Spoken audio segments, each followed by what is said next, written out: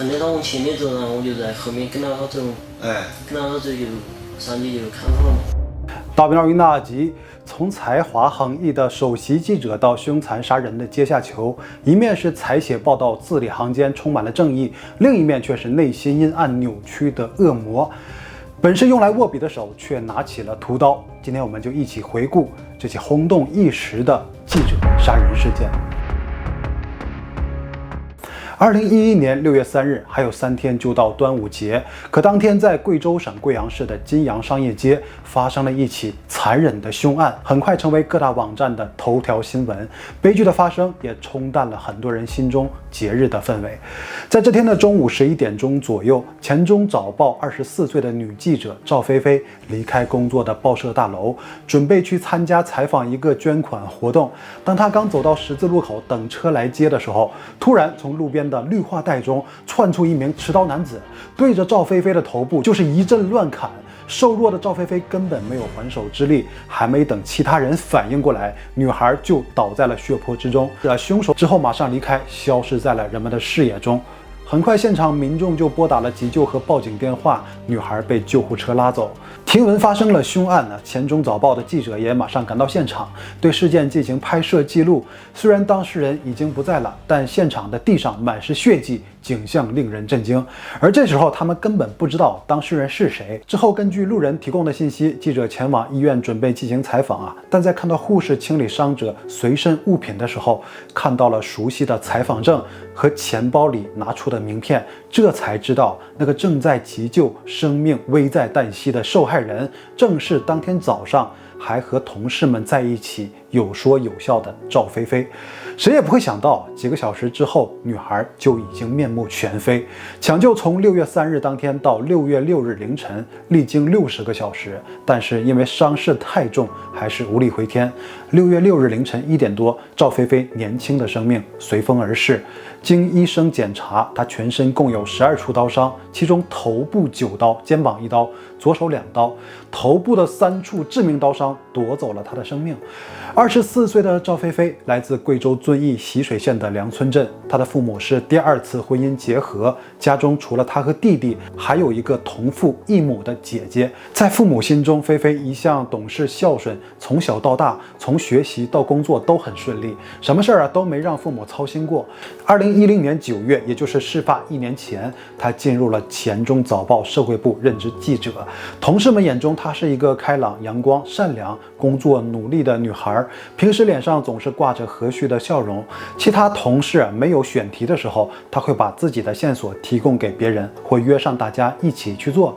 在集体中的人缘非常好。面对她的突然离去，所有人都无法相信这个残酷的现实。案发后呢，贵阳市警方就开始进行调查，通过对现场勘查得到了重要的线索。目击证人说，行凶的男子戴着一个黑框眼镜，短发，身高大约1.6米多。那很快根据赵菲菲的人际关系就锁定了犯罪嫌疑人，就是她的前男友袁静。而这个袁静呢，还是贵州都市报政法版面的首席记者。作为经常深入调查法律相关事件的知名媒体记者，却在光天化日闹市行凶，做出如此疯狂的暴行。昔日恋人之间究竟恩怨几何，以至于下如此毒手这里的原因只能是尽快抓到袁静之后才能知晓。警方马上找到袁静在贵阳云岩区的住处，但是没有发现她的踪迹。在袁静的办公室内找到了一套装有5把刀的刀具，而其中最长的一把就遗留在案发现场，是凶器之一。推断袁静的凶器是早有准备，暴行事先是经过预谋的，并非冲动杀人。那这起凶案经过互联网传播，在当时震惊全国。那警方在事发第2天发出通缉令，悬赏缉拿袁静。因为袁静是政法记者，有较强的反侦查能力，就在人们以为他会很快落网的时候，却人间蒸发了一般。或许他早就策划好了从行凶到逃亡的所有流程。那警方只能是继续寻找线索，然而对他的抓捕难度超出了所有人的预料。警方对袁静周围的社会关系和可能去的地方进行了排查，这查到他在案发后迅速逃离了贵州，开始潜逃生涯。那警方也开始了漫长的寻找工作，直到4个月后的2011年10月，警方得知一直远在福建打工的袁静父亲去过一趟云南大理，那里没有他的任何人际关系所以就很可疑。他们没有打草惊蛇，派出专人秘密奔赴云南开启调查。又过了8个月，2012年6月，终于有了进展。云南大理永平县的一家小型购物中心，就是袁静逃亡生涯的最后一个落脚点。他化名何林，在那里从事着销售工作。贵阳警方远赴大理进行抓捕。叫了名字不？问你叫了名字？听着我讲不讲？那可以吗？好 ，OK， 叫我名字。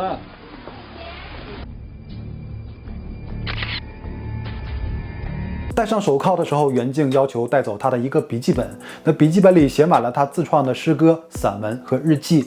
袁静被警方押回贵阳，在指认现场的时候，他对所有的位置都记得很清楚。他和赵菲菲之间究竟有什么解不开的恩怨，要用这样的手段来加以了断呢？到几站你呢？我又不能因为害怕，我又跑回去。跑到哪里？你当时你就往前跑，跑到哪个位置？前面几步吧。跑到这个位置。然后呢？袁静和赵菲菲是曾经的恋人，他比赵菲菲大1岁，他们都住在习水县梁村镇，家离得不算太远，他们所在的2个村子相距大约20公里，他们还是初中同学。那袁静头脑聪明，从小学习成绩就很好，但上中学的时候也展现出了顽劣的性格。那直到遇到同桌赵菲菲后，他才有所改变。有一次，袁静因为犯了大错，受到了学校的处罚并且到了劝他退学的程度。在袁静感到迷茫的时候，作为同桌的赵菲菲在他的书上写下了一句话：浪子回头金不换。那袁静深受感动诚恳地和学校以及老师承认错误，并承诺要努力学习。豆蔻年华的一句话让袁静幡然醒悟，也对赵菲菲充满感激。为了时刻敦促自己，他也在书上写下浪子回头金不换，有心改过必有成。凭借他的聪明才智和勤奋，中考他以优异的成绩考上了当地最好的高中习水一中。那赵菲菲则考入到习水5中，此后2人明确了恋爱关系。高中时期的袁静学习成绩依然名列前茅，但别人眼中的好学生竟然在上学期间触犯了刑法。2005年，袁静因为打牌输了钱，就伙同社会闲散人员去抢劫出租车，抢到2部手机和几百元现金。几名同伙都被捕入狱。那作为同案犯的袁静被判处有期徒刑3年，缓刑4年。这3年徒刑暂时不用执行，4年缓刑考验期内不再犯法，就可以不再执行刑罚了。这次法律对他是网开一面，没有得到实际的制裁。那学校也因为他的成绩没有进行任何处罚。那这次犯法而没有付出任何代价的人生体验，或许也为他日后蔑视法律埋下了伏笔。之后，袁静也算为升学率做出了贡献。高中毕业之后呢，他和赵菲菲同时考取了贵州大学。在村民的心中，袁静一直是当地的骄傲，因为他是全村第一个考上大学的人，而且也是当年习水县的文科状元。大学毕业后，袁静和赵菲菲一起开始了实习，应聘到贵州都市报做专职记者，从事他们理想的工作。在工作中呢，袁静是一个勤奋敏锐、具有新闻敏感力的人。2010年9月，贵州省贵定县洛北河中学发生了一起校园惨案。那条新闻经袁静采访的独家报道后，引起轰动，成为了各个网站的头条新闻。事后，24岁的袁静得到了报社领导的赏识，工作仅1年多的他被破格提升为政法版面的首席记者，工作事业算是步入了正轨，未来可期。身为首席记者后，年轻的袁静的心态就开始有点浮躁，急功近利。同事评价他是很有才气，但有时太过偏执孤傲，趾高气昂，好大喜功，我行我素，很难和同事配合。也因为这袁静并不把别人放在眼里，赵菲菲也曾多次私下劝他行事要低调一些。为了避嫌，赵菲菲是选择了跳槽，去了同在贵阳市的黔中早报。2人青梅竹马，那事业发展也是比较顺利。按理说呢，一切稳定之后，下一步就是喜结连理，组建家庭。可是相恋7年的袁静和赵菲菲的关系中缺少的，恰恰也就是那一份稳定。很多问题都阻碍着他们的关系更进一步，其中包括袁静出轨，相处了另一个女朋友，被赵菲菲识破之后呢，果断和他提出了分手。然而袁静的新恋情刚开始便遭受重创，很快他就被那个女孩给甩了。此时袁静才想起了初恋女友的好，在袁静一再哀求之下，赵菲菲选择了原谅。再续前缘后呢，袁静可怕的性格缺点就渐渐暴露出来。那两人之前在这段恋情中是怎样的相处模式不得而知，可袁静这次出轨后，然后又得到了赵菲菲的宽容，或许是感觉因为自己的错误，让她在两人的关系中呢处于劣势，于是她变得特别敏感。强大自尊心的驱动下，只要是两人发生一点矛盾，就为了维护自己的尊严，就会爆发出强大的怨念，这种怨念很快就转变成为了暴力。袁静彻底撕下了在外人眼中那层优秀的外衣。很长一段时间，赵菲菲和袁静的矛盾不断，袁静经常因为各种小事对女孩进行殴打，两人也多次分分合合。每次袁静动完手之后，都会表现出要彻底决裂，但事后呢，她就会祈求原谅，在大街上就给跪下，跟在后面跪着走100多米，说自己已经悔改。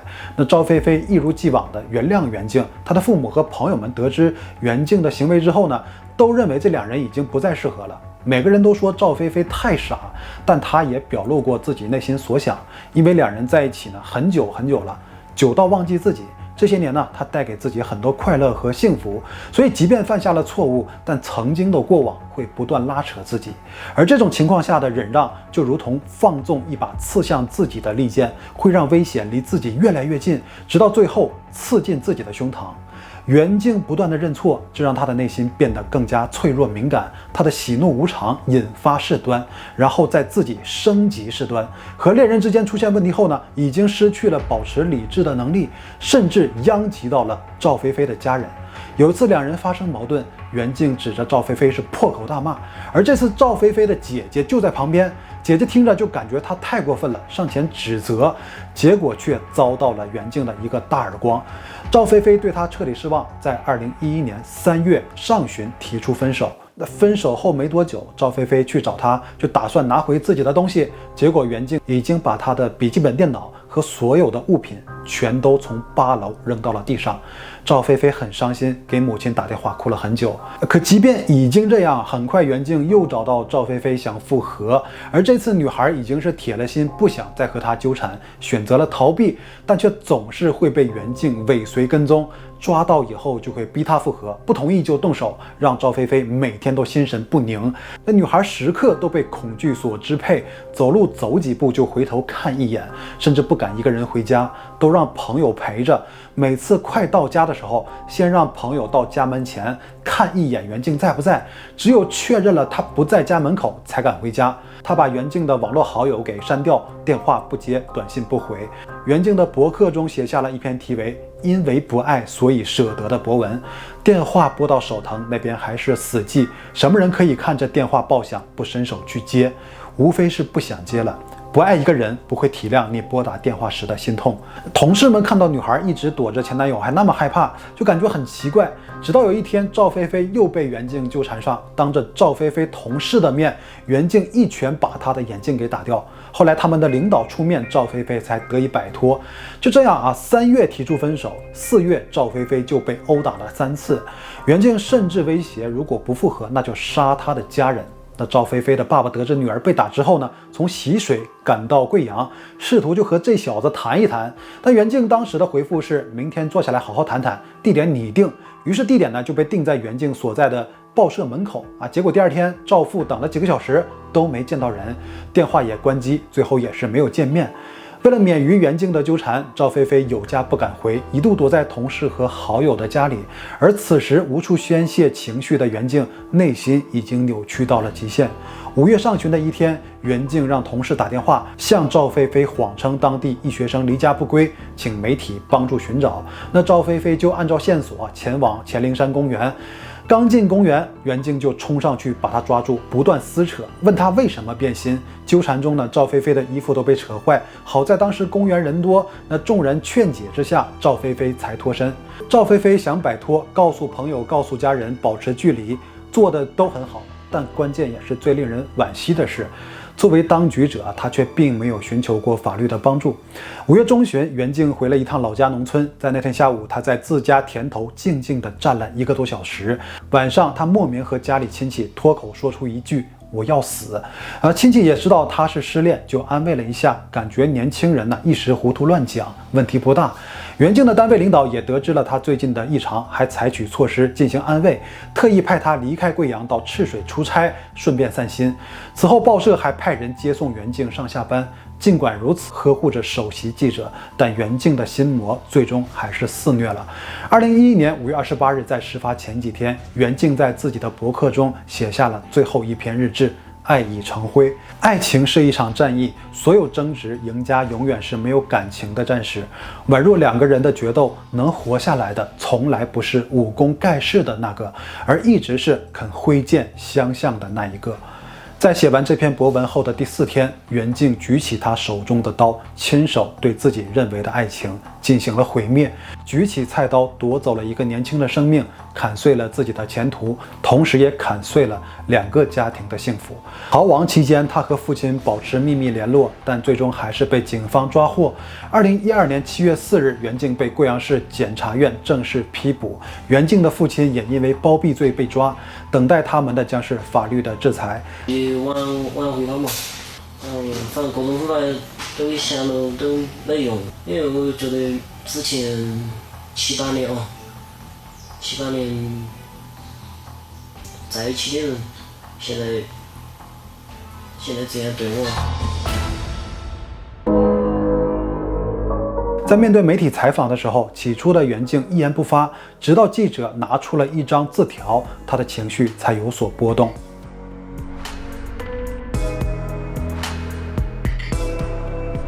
案发2年后，2013年6月24日上午，贵阳中院一审以故意杀人罪判处袁静死刑。贵州高院维持了这一判决。又过1年，2014年6月12日，罪犯袁静被执行死刑。工作中的袁静是捍卫法律的使者，在他采写的报道中，字里行间都充满了正义，写尽天下事，却始终不明白自己的心事。相比于在公众印象中的正派形象，他在两性关系中却是个暴力、无法控制情绪的人，性格上有着如此反差的两面。袁静的原生家庭必然是有不可推卸的责任。他的父亲说，夫妻2人长期感情不和，经常暴力相向。他从小就是在暴力的家庭环境中长大，后来父母双外出打工，袁静和妹妹由年迈的外婆照顾，兄妹2人成了缺少父母呵护的留守儿童。那以前我们也提到过，施暴者也就是家暴者童年一般有2种经历，一是小时候遭受过虐待，二是童年目睹过家庭暴力。因为亲眼见过，那意识中呢很早就被植入了家暴基因，这种植入是潜移默化，再经过后天负面环境的影响，如果无法摆脱这种阴影，也就无法摆脱暴力基因。暴力会逐渐成为他们解决问题的首选方案，甚至成为自己的本能反应。被激发的时候，折射到现实中就是控制和施暴。记得在拉姆的案件中，我们对这类人进行过一系列的解析这是一种本体无法自知的病。当暴力失去宣泄对象，这种人就会展现出超强的占有欲，谁也无法预知他们会不会走向极端。袁静的问题也就在于他本身就有缺陷，而还有很多这种人就在我们的身边，在众人面前一切正常，却是2人世界中的施暴者。那很多时候，作为弱势的一方都以为可以自行解决，或者是羞于对外公开自己的遭遇，而这也是在不断增加施暴者的信心。必须要采取自保措施，建立保护网。那两性关系中遭遇暴力侵害，主动远离，彻底断绝，要马上告诉身边的亲友，保留证据，尽快报警寻求帮助，并同时监督办案警员照章办事，秉公执法。目的就是把保护自己的责任进行分配这是我们每个公民的权利。从舆论和法律层面震慑施暴者，让他付出代价，为了自己，也为了不给下一代造成伤害。在现代社会，这种种事情没有任何让步缓和的余地，沉默就是纵容，对自己不负责任，别人更帮不了你。那相比保持一段关系的完整的自我才是最重要的。别用你的生命当赌注去探寻人性的底线。以上就是本期的所有内容，到最后别忘了点赞日大，就谢你了，拜拜。